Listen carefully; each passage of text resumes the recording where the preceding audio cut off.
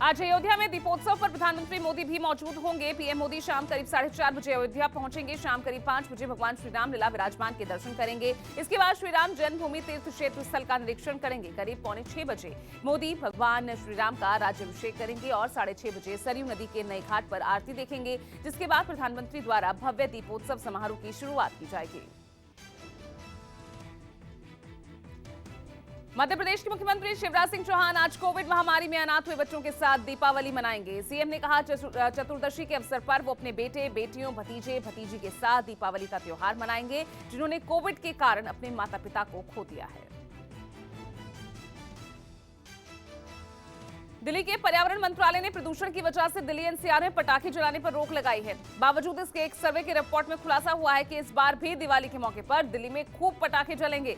सर्वे की रिपोर्ट कहती है कि इस बार घरों में पटाखे जलाने का प्रतिशत 5 साल में सबसे ज्यादा हो सकता है। लोकल सर्कल द्वारा किए गए इस सर्वेक्षण में दावा किया गया है कि दिल्ली में पटाखों की बिक्री पर प्रतिबंध होने के बावजूद लोगों ने एनसीआर से पटाखों की खरीदारी की। दीपावली के मौके पर इसरो ने अंतरिक्ष में इतिहास रचा। रात 12:07 पर इसरो ने आंध्र प्रदेश के श्रीहरिकोटा में सतीश धवन अंतरिक्ष केंद्र से अब तक के सबसे भारी लिफ्ट रॉकेट LVM-3 की सफल लॉन्चिंग की। LVM-3 रॉकेट में 36 वन वेब सैटेलाइट है। इसी के साथ LVM-3 5,796 किलोग्राम तक के पेलोड के साथ जाने वाला पहला भारतीय रॉकेट बन गया है। राहुल गांधी के नेतृत्व में कांग्रेस की भारत जोड़ो यात्रा आज सुबह कर्नाटक के रायचूर से तेलंगाना में प्रवेश करेगी। तेलंगाना में ये पदयात्रा महबूब नगर से शुरू होगी। कांग्रेस की तेलंगाना कमेटी ने कर्नाटक तेलंगाना सीमा पर इस पदयात्रा के भव्य स्वागत की तैयारी की है। दीपावली के मद्देनजर ये यात्रा आज दोपहर से 26 अक्टूबर तक आराम करेगी। जम्मू कश्मीर में आरक्षण के लिए पिछले कई सालों से जद्दोजहद कर रहे वर्गों को राज्यपाल मनोज सिन्हा ने दीपावली का तोहफा दिया है। उन्होंने आरक्षण अधिनियम 2004 के तहत 15 नए वर्गों को शामिल कर सामाजिक जाति सूची को फिर से बनाने का आदेश जारी किया है। सूची में नई कैटेगरी में जाट, पश्चिमी पाकिस्तानी शरणार्थी, गोरखा वागी, पोनी वालस शामिल है।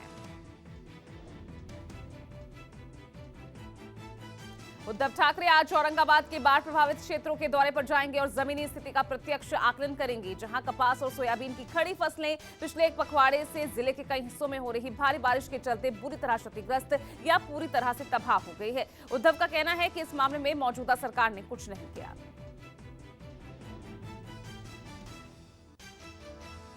ओडिशा में चक्रवाती तूफान सितरंग का खतरा मंडरा रहा है। मौसम विभाग ने ओडिशा के तटीय क्षेत्रों में आज से ही भारी बारिश की आशंका जताई है, जिसके चलते राज्य के 8 जिलों में हाई अलर्ट जारी किया गया है।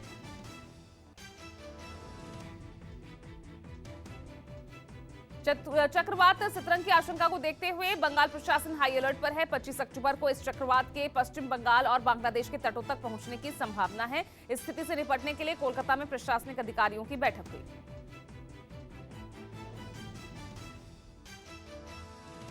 आरएसएस नेता इंद्रेश कुमार शनिवार को दिल्ली की हजरत निजामुद्दीन दरगाह पहुंचे। दिवाली के मौके पर हजरत निजामुद्दीन दरगाह में जश्न चिरागा का आयोजन किया गया। इस दौरान 719 दिए जलाए गए। अगले महीने हजरत निजामुद्दीन औलिया का 719वां उर्स है और इसीलिए यहां पर 719 दिए जलाए गए।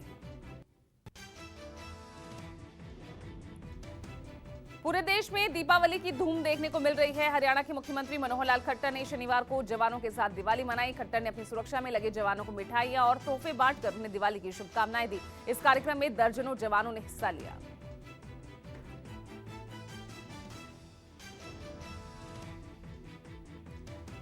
हिमाचल प्रदेश विधानसभा चुनाव में शिमला शहरी सीट के लिए बीजेपी को एक चाय वाला मिल गया है। संजय सूद शिमला में एक चाय की दुकान चलाते हैं। एक चाय बेचने वाले ने टिकट मिलने के बाद संजय सूद ने कहा कि मैं बहुत आभारी हूं कि भाजपा ने मुझे शिमला अर्बन जैसी हॉट सीट से चुनाव लड़ने के लिए अपना उम्मीदवार बनाया।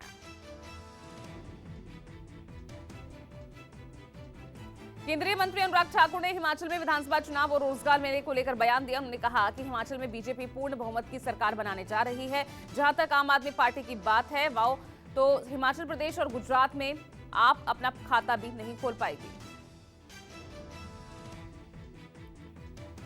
राजनीतिक रणनीतिकार प्रशांत किशोर ने नीतीश कुमार के पब्लिसिटी वाले बयान का व्यंग्यात्मक लहजे में जवाब दिया। प्रशांत किशोर ने कहा कि यदि उन्हें पैदल चलने से पब्लिसिटी मिल रही है तो नीतीश भी पैदल चले और पब्लिसिटी बटोरे। इसी बहाने जनता का कुछ भला हो जाएगा।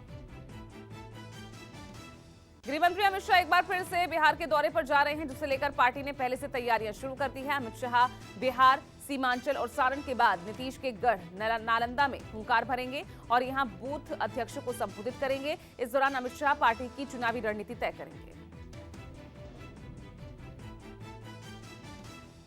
पीपल्स डेमोक्रेटिक पार्टी के अध्यक्ष और जम्मू कश्मीर की पूर्व मुख्यमंत्री महबूबा मुफ्ती ने शनिवार को सरकारी कोठी खाली करने का फैसला कर लिया है। उन्होंने कहा कि मीडिया को मेरे मकान खाली करने के मुद्दे के बजाय जनहित के अन्य मुद्दों पर चर्चा करनी चाहिए। बिहार में युवाओं को रोजगार दिलाने को लेकर केंद्र और राज्य सरकार के बीच होड़ मची है। इसी के तहत हाजीपुर स्थित पूर्व मध्य रेल के जोनल कार्यालय में रोजगार मेले का आयोजन किया गया, जहां केंद्रीय गृह राज्य मंत्री नित्यानंद राय ने कुल 384 लोगों को नौकरी का नियुक्ति पत्र सौंपा।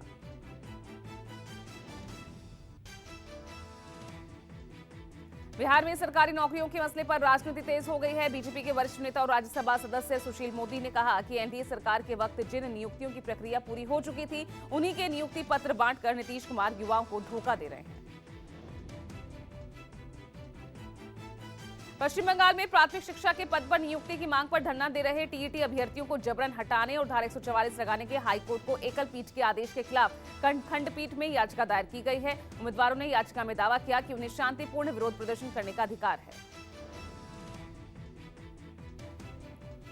पश्चिम बंगाल के मोमिनपुर इलाके में हुई हिंसा की जांच के लिए शनिवार को एनआईए की टीम कोलकाता पहुंची। मोमिनपुर में पिछले साल 9 अक्टूबर को हिंसा हुई थी। एनआईए ने मामला दर्ज किया था और मामले की जांच कर रही थी। केंद्रीय गृह मंत्रालय ने इसी साल हिंसा की जांच एनआईए को सौंपी थी।